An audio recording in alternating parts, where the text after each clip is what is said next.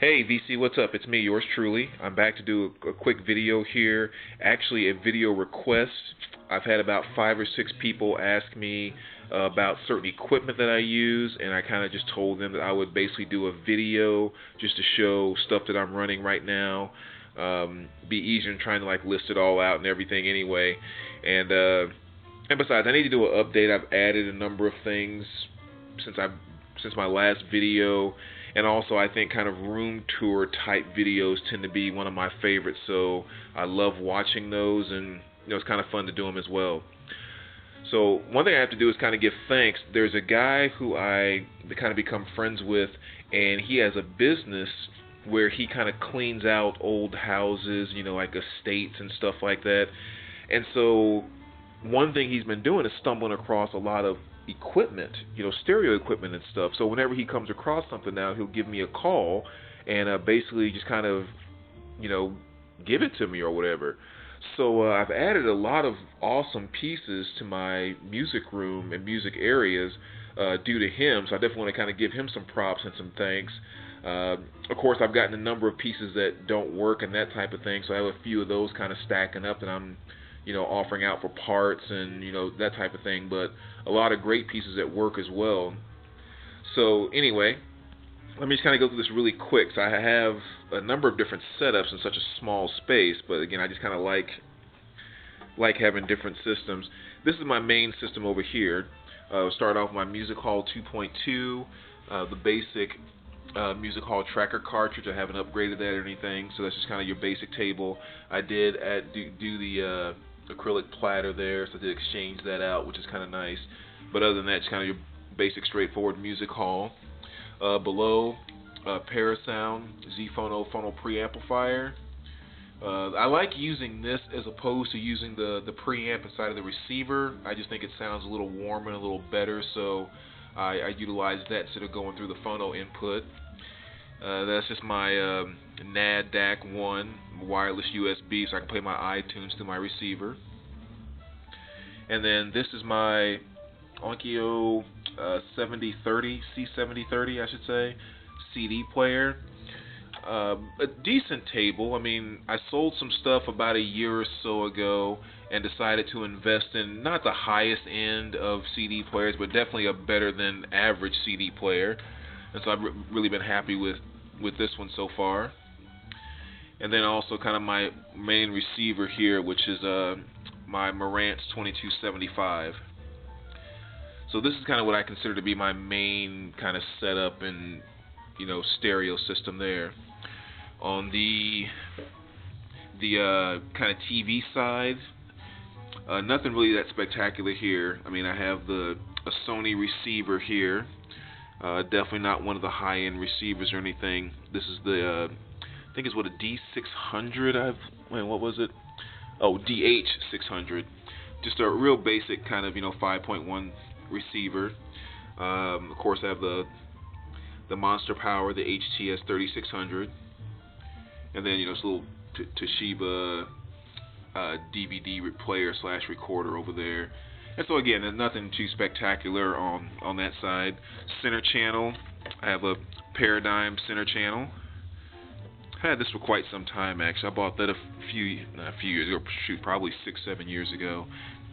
And then on the front end of my speakers, as far as home theater, I'm using the Yamahas here, just an old set of bookshelves that I have that work pretty darn nice. I've had those for a while. And then as far as audio goes, I use the Marantz, Martin Logan's, the Electrostat, the 8-inch power sub. So really nice clear speakers there, and that's kind of the main system up front. Going over here, and this is some of the stuff that the guy hooked me up with, my buddy. One, we have the Sanyo full automatic turntable. This is the TP1030. I really like this table. I'm not a complete fan of the full automatic table. I'm not sure if there's enough light there or not, but it's a very, very nice table, very clean. you know. And I think I actually gave him like $40 for this one. So I mean, I did pay him a little bit because it was, I mean, kind of perfect shape. Even the, you know, the lid, no major scuffs or cracks or anything. So it's perfect shape. Everything works great. So that was kind of a nice addition. This is the Pioneer. What am I doing? Turn on a different receiver. This is the Pioneer SX750. I've had this for quite some time. This is kind of the first vintage receiver I ever bought. So that's what I have running over here. Then of course the Panasonic 8-track. I forgot the model number on that, but you know, decent little 8-track player that I bought a couple years ago. And then this is a piece he actually just hooked me up with a couple weeks ago. He found this in a house and gave it to me free of charge, and it's a Sharp RT1165 tape deck. And brought it home, hooked it up, and everything works perfect. You know, just kind of dusted off and cleaned up a little bit, but everything works on it. So that was a very nice addition to the collection. So that's one system over there. And then over here, kind of in the darkness, have a couple other pieces. This is my MCS 6603 semi-automatic turntable. Very nice, very kind of clean, direct drive turntable. I mean, I'd use this as my main turntable for a little while, so it's one that I definitely like. Just kind of a basic Technics 5-disc CD changer. Nothing spectacular there, just kind of something that plays. Mainly what I typically run over here is the JVC amp. This is the JR-S300. Kind of like 45-50 watt per channel amplifier. I do like the built-in EQ on it. Kind of gives you a little more control over the, you know, the range of music and everything. So that's typically what I have hooked up to this here. And you see here I have the Pioneer 780 sitting on top. I only have this sitting up here because, as I kind of mentioned, this is one that I'm, you know, in the market to get rid of. You know, if I get a good price and all that good stuff. And somebody came over to take a look at it the other day, so I kind of put it over here to hook it up and kind of go from there. Technics deck. This is one I'm actually going to put in my bedroom in a little bit. So right now it's just kind of sitting over here. And I'm running the PSB bookshelf speakers over here right now with this system. So again, pretty decent setup over there as far as sound and everything. Over here we have the Technics SLQD3 semi-auto turntable. It's right there running the Stanton cartridge. So again, nothing over extraordinary or anything of that nature, but just a very solid turntable. Very clean as well. So I mean, I like this one a lot. Let me get the light over here some.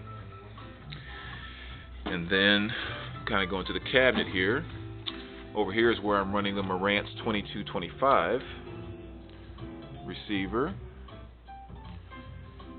And again, you might, you know, sometimes, well, I guess most people kind of know about the Marantz, you know, yeah, this is rated at 25 watts per channel, but definitely as far as sound, I mean, it sounds 5 times that power amount. This is just that good old-fashioned, you know, vintage power. So I mean, definitely love the Marantz receivers, which is kind of why I have 2 of them. And then just kind of a basic, you know, Sony's 5-disc CD changer. Again, nothing spectacular there. And then a little Technics double cassette deck. Again, I forget the model number. What, RSTR232. I got that for like $12 off of not eBay, off of Craigslist. So, I mean, I like getting all these little setups, but I'm also one that doesn't really have a lot of money or enough money to be an audiophile, so I really look for a lot of great deals with things. Like, for example, this Marantz, I bought a 2215 off of the Craigslist for about $70, I think, and then I sold it and turned a really good profit, then used that to upgrade to the 2225. So I'm always looking for ways to kind of try to get stuff, but you know, do it cost efficiently. And over here I'm running the PSB, another set of the book speakers, the 400Is, sound really good off of that. And again, if you recall any of my video from a long time ago, I got these PSBs as well as those black ones I just showed you in FYE going out of business. I got these for $6.50 a piece. So $6.50 per speaker. So again, another great buy to kind of build on my collection here, so to speak. And they sound really great too. I mean, I'm very, very impressed by this speaker, especially for the cost. And then the next system over here, I know it's kind of wacky to have 4 or 5 turntables within 5 or 6 feet of each other, but you know, I kind of like having those options. I get different feels and different desires to play different things on different systems. Not even necessarily because of sound. It's just, I don't know, just for some reason. So like over here, receiver-wise, I have the Sansui G5000, which is about, at 4 ohms, I think it rates at about 80 watts per channel, but at 8 ohms, I think it rates at about 40, if I remember correctly, 47 watts per channel. So about a 45, 50 watt per channel receiver. Very clean, you know, very, very good shape. And for whatever reason, I crave listening to jazz radio on this receiver. I don't know why. But whenever I think about just throwing on some jazz, especially putting on the radio station, this is always the system I come to. And again, it's just something about this receiver just screams jazz to me. So that's how weird I get about having these multiple systems. This up here actually might be my favorite turntable. I mean, it's right on par with the music hall just in terms of how much I like it. I can't get in all the technical of, you know, why technically this is a better table, but this is the MCS 6601 direct drive table, and I don't know, just something about this table I've always liked. It's just very smooth, it's very solid, it has the little, you know, shock pads on it and everything, and I don't know, it's just a table that has always been, just felt good to me. Again, not even talking about specs, not talking about all that stuff, just a table that I have enjoyed playing and listening to vinyl records on. So definitely one of my favorites, if not my favorite table. Down below, have the Kia GX M50 cassette deck. This is the first vintage deck that I bought about 4 years ago, 3 or 4 years ago. And just kind of had it ever since, and you know, everything works fine on it as well, which is really nice. Again, kind of old-fashioned vintage deck. Little Sanyo VCR, and just kind of a little old Samsung TV, like a little 13-inch or whatever. Just so I throw in videotapes sometimes, just kind of sit back here at my desk and watch old VHS movies. And then this is the CD player that I'm running over here, which is the JVC, the XLV241. Just kind of a, you know, basic, decent single disc player. I really do tend to favor the single disc player as opposed to the carousels and all of that. And I don't know, I just feel like CD players should be single disc. But anyway, so that's that. Just basic computer stuff over here. That's actually my laptop that I play my iTunes and everything through the NAD DAC over there. And then last but not least, let me show you the final part of my musical stuff. This is the little setup that I have here in my bedroom. And this right here is another nice piece. I just got this about a week or so ago. And this came from, again, the guy that hooks me up with the free stuff. He stumbled across this one and said, hey, I found another turntable. It looks to be in pretty good shape. If you want it, come and get it. And I came over and got it. So again, a really awesome hookup. This is the Pioneer PL460. Again, everything was in great shape. Just basically had to just dust it off, for lack of better terms. No Audio Tech cartridge that came on it. Again, nothing spectacular, but the needle and everything's in great shape. And cleaned it up, just hooked it right up, and it plays pretty well. So at least it allowed me to put another table here in my bedroom. And then the receiver that I'm running in here is the Realistic STA95. Again, this is about a 40-45 watt per channel receiver. Bought this one off of eBay some time ago. I'd sold some double records and stuff that I had and kind of used that money to buy another receiver. And I like this one because the guy had, you know, gone through and kind of redid everything. So as you can see, like the finish and everything on this is absolutely great. I mean, not a scratch or a scuff anywhere in sight. Only thing I shouldn't say don't like about this receiver, because they're all different, but the realistic is definitely a little more sharp on the bright end. And typically when I'm listening to music, especially where I live right now, I tend to listen to things, I like medium to lower volumes with a much more solid low end at those lower volumes. And this receiver kind of plays just the opposite. It's just a little brighter than I tend to like to listen to my music, but it's all about choices. But it's still a very nice receiver, and I like it a lot.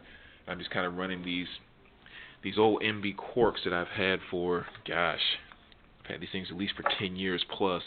Been kind of following me around, but again, just a very solid speaker. The 2 woofers, a dome, and the tweeter there. So that's kind of what I listen to when I'm chilling out there in the bedroom. So anyway, there you go, guys. Like I said, I kept promising you guys I was going to do that video based on your request. So that kind of gives you an idea about the stuff that I'm running. Again, I want to thank my buddy. I don't want to give his name out because I never told him I was going to put him on film or anything, but he knows who he is. Thank him for all the stuff he's hooked me up with.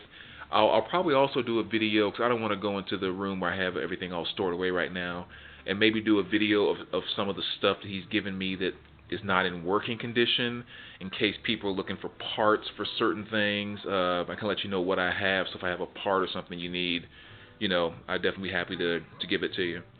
Alright, so take care, VC, and we will talk to you soon.